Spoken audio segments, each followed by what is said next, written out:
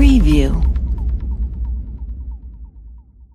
President Trump's childhood home in the Jamaica Estates neighborhood of Queens, NY, sold at auction in March and is now available for short-term rental on Airbnb. Mary Altaffer, since spending his earliest years in a 5-bedroom Tudor-style home in Queens, NY, President Trump now occupies far fancier digs.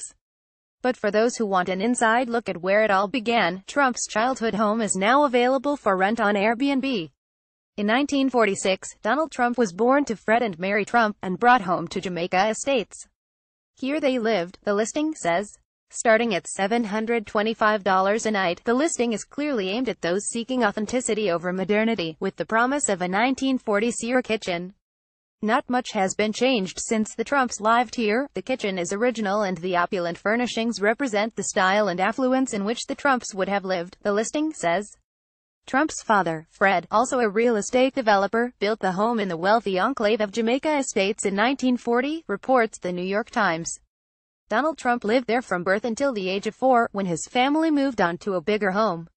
In March, 2 months after the president's inauguration, the house sold at auction for $2.14 million, more than double the price of comparable homes in the area.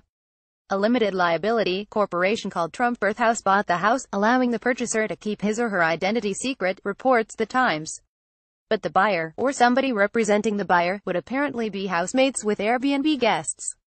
Guests have access to the entire house but should note that I live in one of the bedrooms which will not be accessible to you during your stay, the listing says.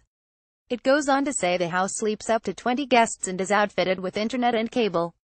And in case prospective renters need an added incentive, the listing promises, there is a giant cutout of Donald in the living room. He is a great companion for watching Fox News late into the night. At last check, the house had a smattering of bookings but was completely available from September 26 onward.